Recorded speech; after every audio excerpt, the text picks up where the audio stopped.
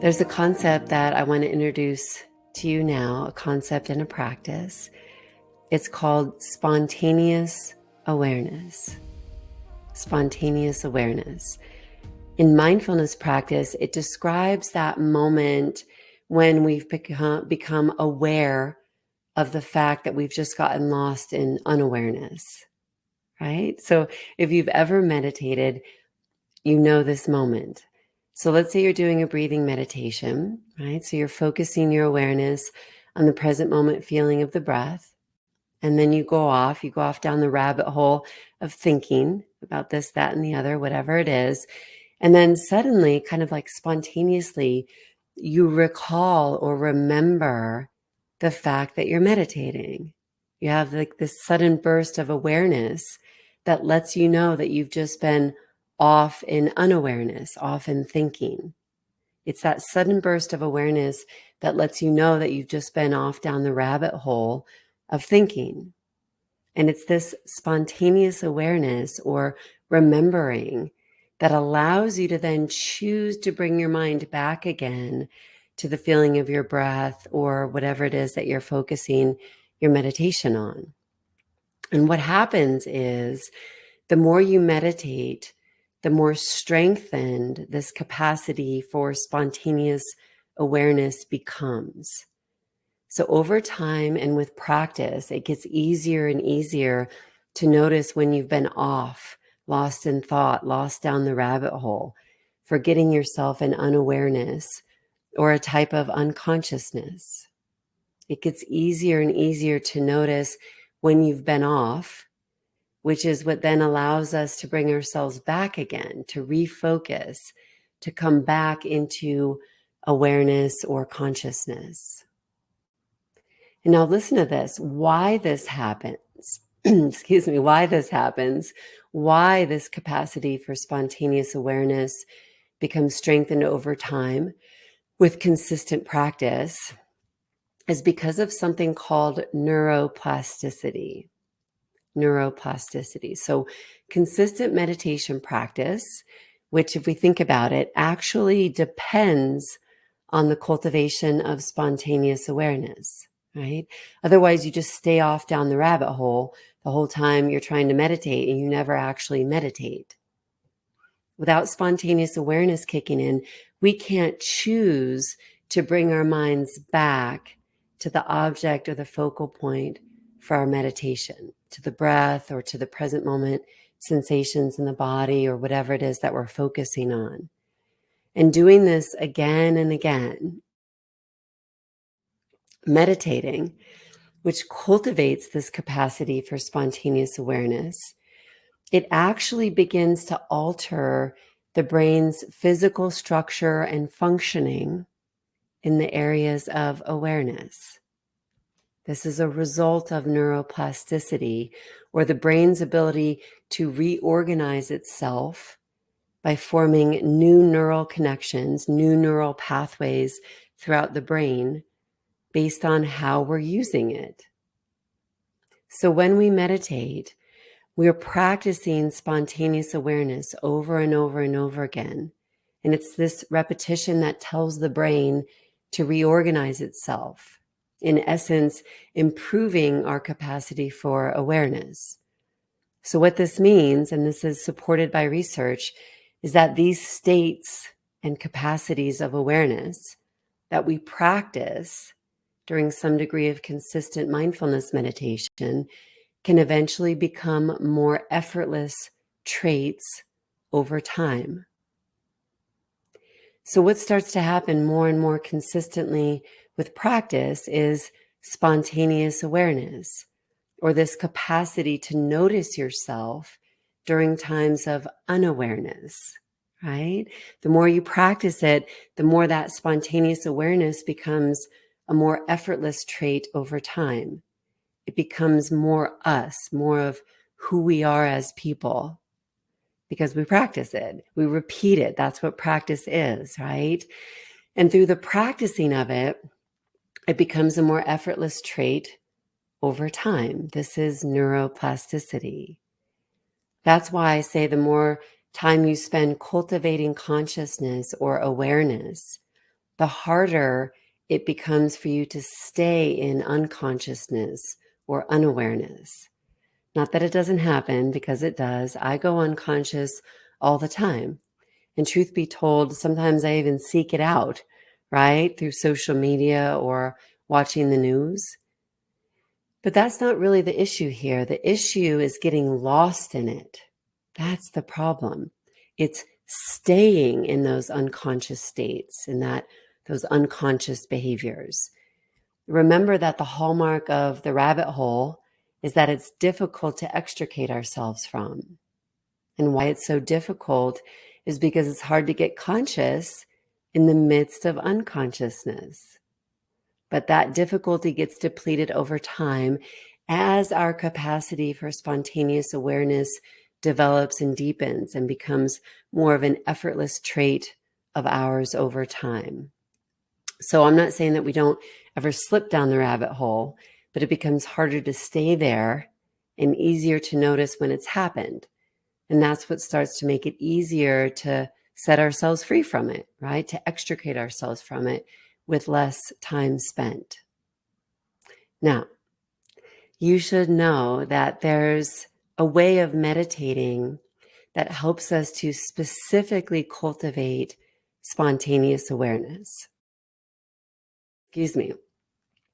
So there's a way of meditating that helps us to specifically cultivate spontaneous awareness.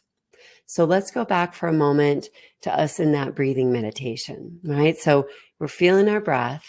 We're aware of the present moment experience of breathing. We're like rocking it, totally in the present, totally into our breathing hole, right? So we have a moment of spontaneous awareness.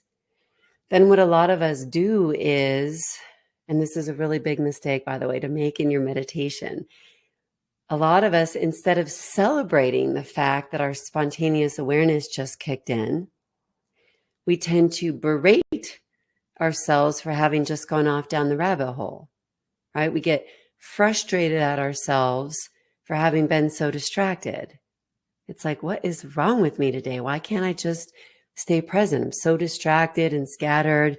Geez, it's like I've never meditated a day in my life. I'm a loser meditator. Or worst of all, we can start thinking that we can't actually do it, that we can't actually meditate, that we're just somehow too distracted or too scattered. And then a lot of people end up leaving the practice entirely, thinking meditation is just beyond their ability. But let me tell you something very clearly. This is not the way to really cultivate the incredibly helpful capacity that we all have for spontaneous awareness, right? To admonish ourselves each and every time it actually kicks in. That's definitely not the most skillful way to train in the cultivation of a new skill or a new trait, to actually admonish ourselves every time it actually works. In fact, the training in spontaneous awareness is actually the opposite of this. Instead of admonishing ourselves, we can practice creating a little bit of a positive feedback loop, right?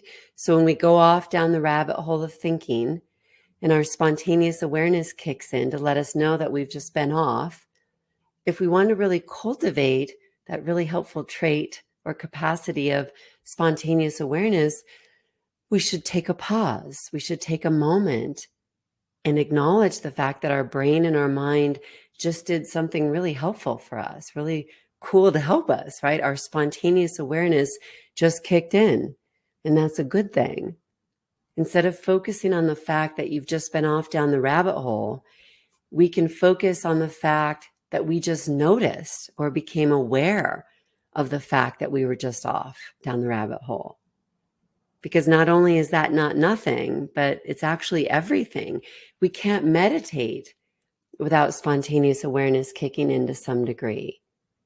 So if we can celebrate that for a moment, right during our meditations, right while we're meditating, in the very moments directly after spontaneous awareness kicks in, if in those very moments we can give ourselves a little mental pat on the back, a kudo, each time it kicks in, if we give ourselves a little moment of encouragement and positivity, it creates positive reinforcement, a positive feedback loop. In essence, rewarding our brain for some awesome executive functioning. Awareness and spontaneous awareness, they're both types of executive function of the brain. If we do this instead of the admonishments, that's how we can more skillfully train in spontaneous awareness. Otherwise, the brain learns that spontaneous awareness brings negativity, that it's a bad thing, that it brings more judgment and criticism. No reward for us there, right? You should know that our brains and our minds work really well actually in a rewards-based system. Our brain is hardwired to seek reward. So if each time your spontaneous awareness kicks in and you pat yourself on the back for it instead of admonishing yourself for being so stupidly distracted, right? Your brain will learn that spontaneous awareness is a good thing, causing it to then be something that the brain wants to do more of and more of and more of, until over time it becomes a more effortless trait of ours. Now, not only because we've practiced it and repeated it through meditation, but also because we've created a positive feedback loop instead of the admonishments and negativity.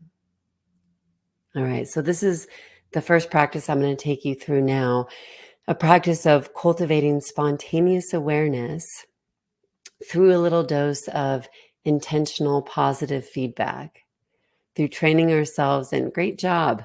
I just became aware. I just got myself out of the rabbit hole rather than, geez, I'm so distracted. I'm such a scatterbrain. What is wrong with me today? Okay. Okay. So let's get ready to meditate. I'll guide you through this. So first, just finding some ways of moving the body that just feel good.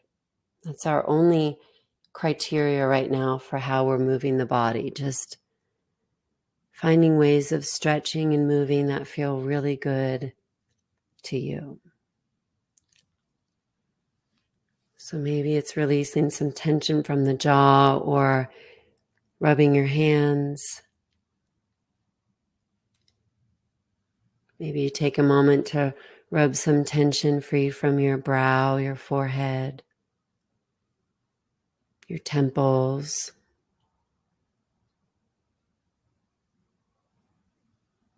Maybe wiggling your toes, stretching the webbing between your toes or your fingers. And it can be so skillful to really look for movements here before you meditate that feel good. Why? Because then your brain starts to associate going into meditation with something that feels good. That's more of an acknowledgement of that rewards-based system. Feels good to start to step into a meditation. We want that association.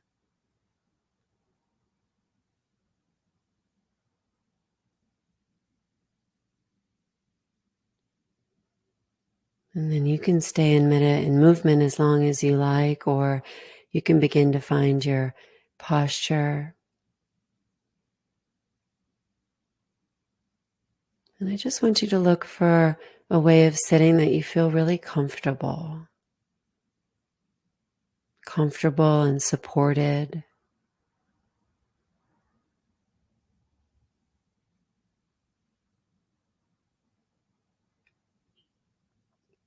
Letting your shoulders soften away from the ears. Letting your belly soften. Letting the front of the hips soften so your legs can just ease a little bit, the tension in your legs.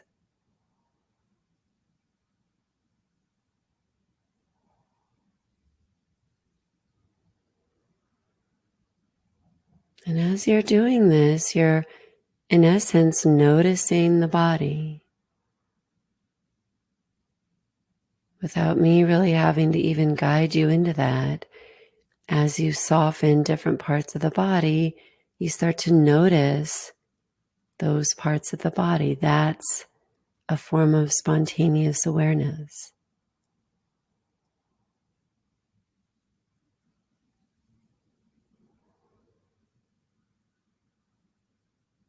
So then, as we begin to choose to stay with these present moment sensations in the body, maybe even beginning to find the sensations of our breath,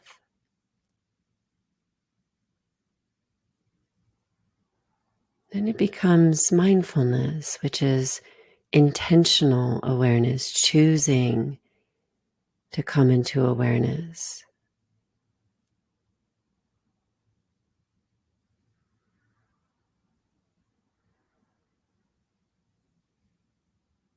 So just finding a place in your body that you can most easily and vividly feel your breath. Doesn't matter where.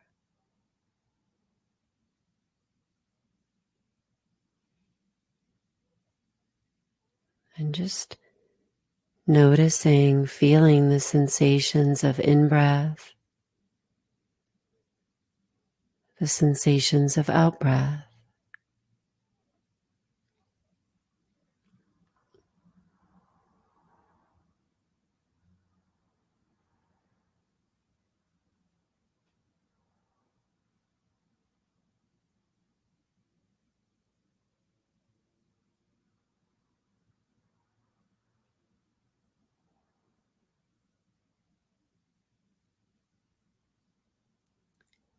And the longer I stay quiet, typically, the more of an opportunity you have of starting to go down the rabbit hole of thinking, right?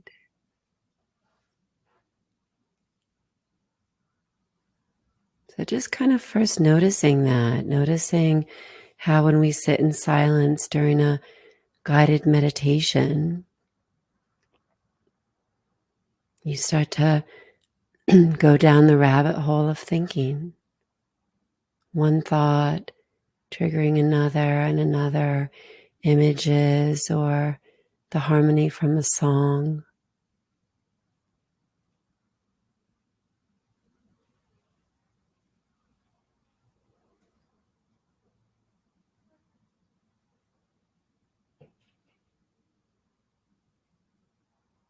And so we're just noticing the rabbit hole a little bit.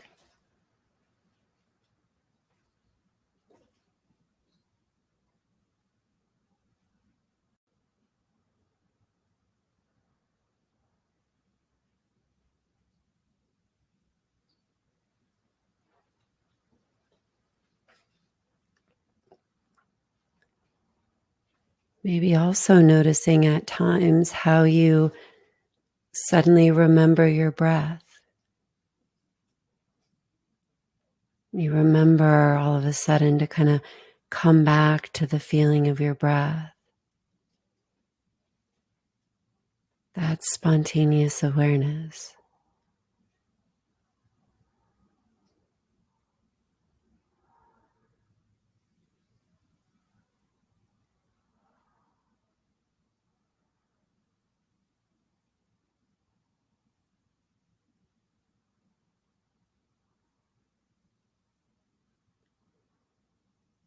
So now here's what I want you to do. I want you to notice yourself starting to go down the rabbit hole of thinking. And then each and every time you notice enough to kind of be able to choose to come back to the breath, I want you to give yourself a little kudo. Great job. Wow, there it was. My spontaneous awareness just kicked in.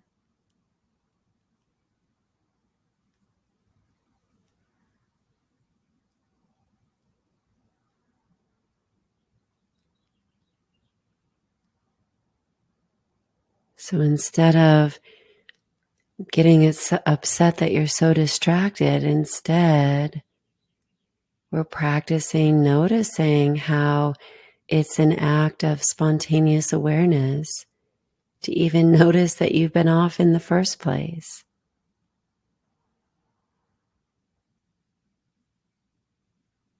And just taking that pause to be like, wow, great job. I just brought myself back to the feeling of the breath.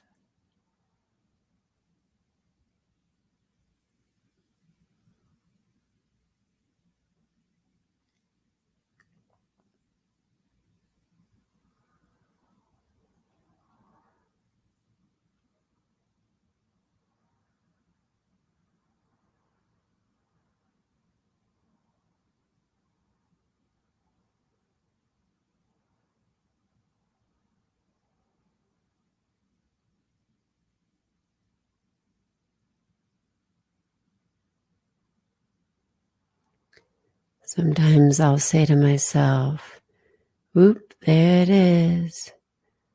Whoop, there it is. That song. There it is. It kicks in. It brought me back into the meditation. I went off in plans for the rest of my day. And then I noticed and came back. There it is. How cool. Thank you, brain.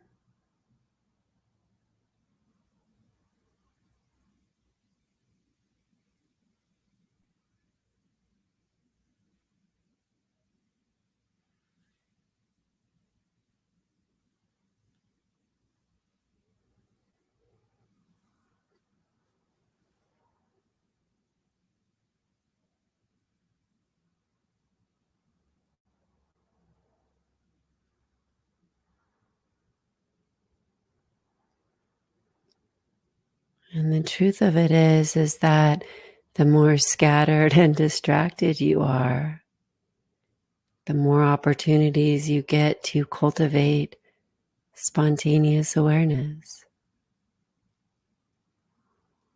The more chances you get to congratulate your brain, thank your brain. Celebrate a moment of coming back into presence.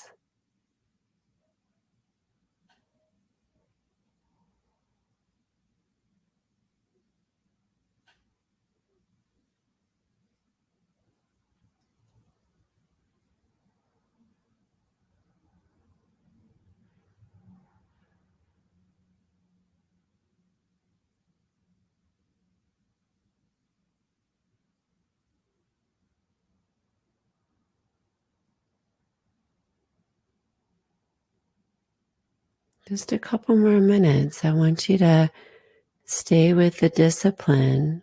It's what it is of letting yourself feel the breath, focusing your awareness on the breath by choice, becoming intentionally aware or mindful of the feeling of breathing.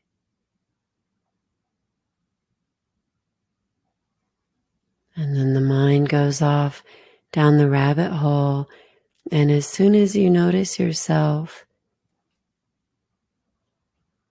going off, I want you to celebrate that noticing. You just brought consciousness into unconscious thinking. That's huge.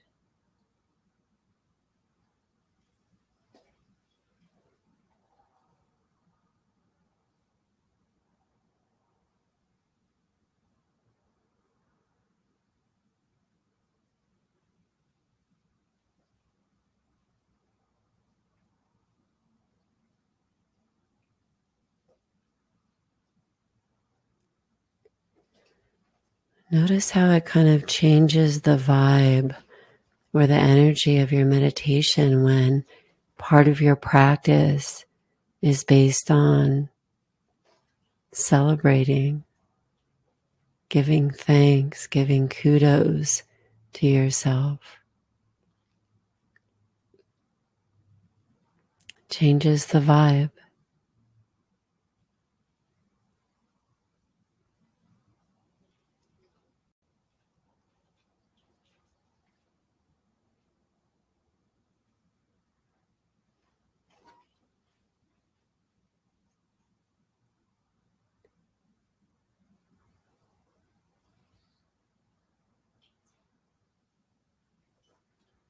Okay, and just as we come to the close of that practice, just again bringing in some feel good movement.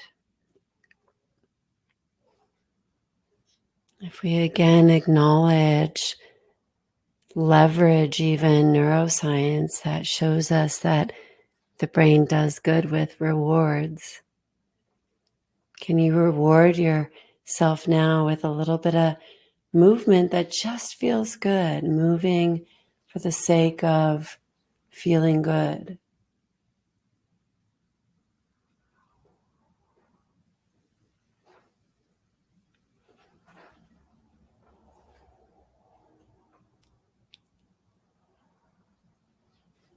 And then opening your eyes whenever you're ready.